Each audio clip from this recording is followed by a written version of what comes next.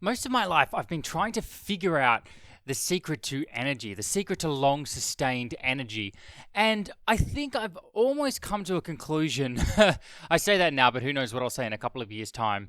But I feel like I've almost come to a bit of a realization of how this whole system works.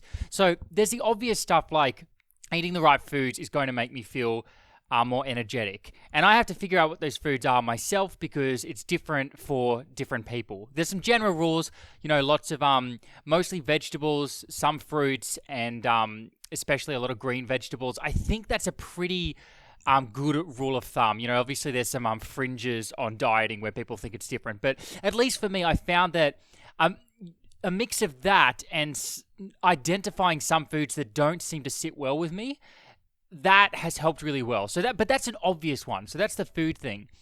The other one, of course, is the exercise thing. So if I don't go for a walk or a jog in the morning, and if I'm not moving consistently throughout the day, my energy starts to drain. Usually, I got about an hour of sitting down before it really starts to drain. If I get to about an hour and a half to 2 hours, my posture starts to deteriorate and it all starts to go downhill from there. So that's the other obvious one, which is exercise. And the third obvious one is sleep. And this is like probably the biggest one for me. If I don't get 8 or 9 hours sleep, I feel awful. Some people claim that they can get 5 to 6 hours. The research seems to say otherwise, but nevertheless, there are people out there who seem to do really well on that. I know there's a guy on the Quasar Core team who gets very little sleep, and they are extremely effective. They get so much stuff done. So, obviously there could be something to that, or maybe it's because this person can't get enough sleep, and because of that, I don't know what's going on there. And then you got people like Arnold Schwarzenegger who is exercising like crazy, getting like 1 or 2 hours of pumping iron in the morning, and he gets like 5 or 6 hours sleep every night. And so I don't know what the go is with that, but the research seems to say you need to get a good night's sleep. Maybe some people are anomalies. I don't really know. But so those are the three obvious ones. However, I found that there are some things that seem to go against the grain with what I just pointed out then. So sometimes I will be eating crappy food and I won't be exercising. I'll be sitting in front of my computer all day. This is especially when I've got something that I really need to get done, or something that I'm extremely passionate about and I'm just like super focused on it. And so I'm working for like 3 hours on end and I don't even realize it. I get this when I'm doing blog posts. I seem to just enter this weird zone and I can work for 3 or 4 hours and then just go, wow, I've barely gotten up to go to the toilet.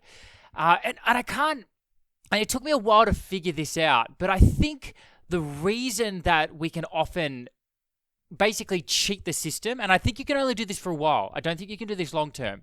But I think I think sometimes we can cheat the system if we have a very, very strong why, a very strong vision. And it's not just a strong vision. And that's coupled with a lot of progress. So when I'm doing blog posts, there is a lot of progress. I get into a quote-unquote flow state.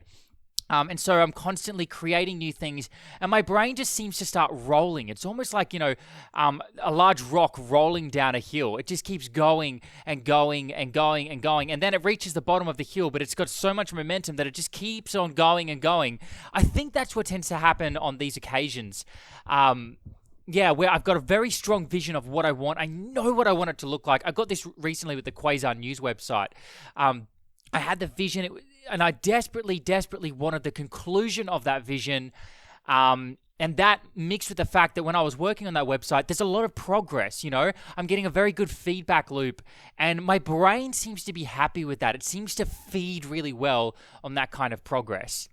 But then here's the kicker. There's the flip side of that as well. Sometimes I'm eating the right things, I'm exercising, I'm getting a good night's sleep, but I'm not getting a lot of progress in my work. And I think this is especially the case when we're working on something that is, and this kind of ties into my previous podcast, when we're working on going wide, when we're working on the kind of stuff that is setting us up for a flow state. So when I'm doing things like setting up my, figuring out really tough problems, figuring out when I hit an architectural problem and I don't know the answer and it's really frustrating, and things aren't looking clean, and I have to go on long walks, and I need to lie down and take naps, and I feel like I just need to sit there almost and do nothing, or just draw things on a whiteboard. I use Miro for that. I'm not an affiliate of them, by the way. I just love Miro.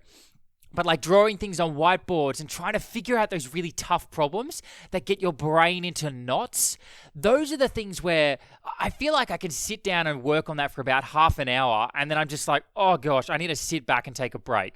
And then I'll go for like a 20-minute walk and come back to my computer, and I'll just work on it for another 20 minutes or 40 minutes or whatever. And then once again, I get really, really tired. I can't focus.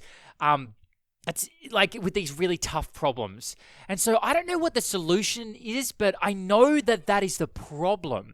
And maybe there is no solution. Maybe we just need to suck it up and accept that with this really hard, nitty-gritty, brain-crunching stuff, we just need to take more breaks. We just need to keep coming back to it, and it's going to hurt. It's going to make us tired. It's going to make us feel like we don't want to do this anymore. It's going to make us want to quit. They're the things that make you want to quit coding, the stuff that twists your brain. However, if your vision is strong enough when you're in these moments and you think to yourself, this is tough, this is boring, I hate it, but my vision is strong enough and I know this is going to create a brighter future for me in my coding journey, then if you can do that and push through these hard times, I think that's what turns great developers into rockstar developers. That's what turns you into somebody who's good, someone who can get the job done, someone who can deliver stuff on time, to somebody who creates an architecture that'll make a code base go really, really far. Someone who cares enough about their code that they are willing to be really tired and grumpy and angry and frankly ticked off. I was about to swear again. Australians swear all the time, so this is really hard for me. And I want to get that E rating on my podcast. But the kind of stuff that really... Sometimes I'll be sitting here and I'll slam the desk like this and I'll get really pissed off, and then I'll just yell out and my girlfriend will get mad at me or something, or she doesn't get mad at me. She's usually concerned. She's like, is everything okay? And I'm like, yeah, I'm really frustrated. I can't figure this out. This is so annoying. And usually rightfully so, she'll tell me to like go take a break or something. But those are the moments. Those are the moments that turn you into a rockstar developer. So when you get those moments, when you're really tired and exhausted and you're like, oh, coding sucks, lean into it. That means you're almost there. That's when your brain grows. Your brain doesn't grow when you're in a flow state and everything is working for you. Let me say that again. I think some people will probably disagree with me on this. Even. And you know what? Maybe there's some nuance to what I'm saying that's, where in some cases it's true, in some cases it's not. But for the most part, I don't think flow state is what turns you into a rockstar developer. I don't think flow state is what makes your brain grow. Flow state feels good. Flow state equals a lot of progress. Flow state helps you to deliver on time. However, it's those times where your brain just keeps whacking into a brick wall and you can't get past it, but you insist on whacking that brick wall over and over again until you find a way through. Those are the times when you turn into a developer that actually is going to mean something into the world. That's when you discover something that you can write a blog post on that's going to change people's lives. That's when you need to write down your solution and remember it so that you can follow those patterns again, and so that you can share it with other people so that they don't have to go through those struggles that you went through. Granted, they'll end up going through their own struggles. Everybody has to an extent. Well, yeah, I just wanted to share that with you, and hopefully this motivates you and inspires you to push through those tough times. And yeah, this doesn't mean that it's not super important to eat healthy, sleep well, and exercise well. If you do those three things, I believe you're more likely to be able to have success over a long period of time. So yes, sometimes you can cheat the system, but you'll only be able to cheat the system for a few days or maybe a few weeks. Or maybe if you're young, you'll be able to do it for a couple of years and you'll just be exhausted for a couple of years. But it's not good for your health, and it's probably going to make you get less work done in the long run. If you're a young person who's coding for 10 to 12 hours a day straight, and you're just taking toilet breaks, or you may be going for a 20-minute walk in the middle, I think that's really dangerous. And I think you're either A, going to quit and decide that coding sucks, or B, you're going to damage your body and you're going to damage your focus in the long term and turn and turn into someone who has difficulty focusing, or turn into someone that's got, no friends in life, and gets really prickly with people and therefore is unable to develop on a team. So it ends up hurting you in other ways as well. So, if there's younger people listening to this, trust me, I've been there. I used to do this with piano. I used to practice for piano for about 12 hours a day, and I used to chug huge amounts of coffee, and it wasn't good. I got about 4 or 5 hours of good practice in. The rest made me incrementally better. And even though I had the vision strong enough to convince myself to practice for long periods of time, I ended up seriously damaging myself in the long term. I ended up getting shooting pains down my arm. I ended up getting really stiff fingers, and so I couldn't play for long periods of time anymore. And yeah, it was not good. And I would not be surprised at all if you get similar problems with coding. In fact, it would probably be even worse because you're sitting down for long periods of time, static, and being static is one of the most dangerous things that you can do. It's more dangerous than smoking. So super important message for younger people. But anyway, I'm starting to waffle along now.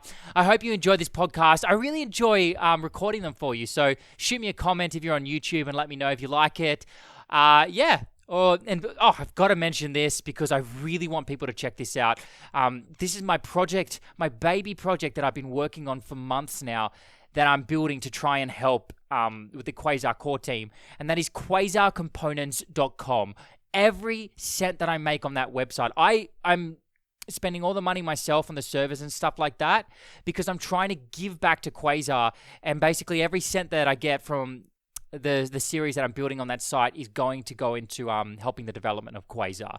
And you'll be able to get a Quasar shirt. Actually, I've got one right here, the first sample shirt. There's a couple of things we need to change on it. So the fabric of the shirt is it's a little bit prickly. I want something that's really comfortable. And so me and Nicolo, who's the designer for the Quasar core team, on the Quasar core team, he's helping me come up with a nice fabric. And I've been basically I bought this shirt and I'm going to buy another version of it so that I can try it on and Nicolo can try it on, and we can sort of decide on what fabric we like the most for the shirt so that we can sell it to you guys and you'll like it. You'll like the feel of it. So yeah, quasarcomponents.com is going to be the only place that you can get that shirt. And it's going to be the only place that you can also get my 72 components series. And there's a whole bunch of other videos I do on there as well. So anyway, hope you enjoyed this podcast as much as I enjoyed recording it for you. See you in a future podcast. And please do remember, this is really important that you hear me. If you don't hear me when I say this at the end of the episodes, please tune in right now. I want your ears to spike up when I say this because it's super important that you know this. And it's super important that you know that I believe in you and that I believe this in you. Remember, every day when you wake up in the morning, there is nothing you can't build.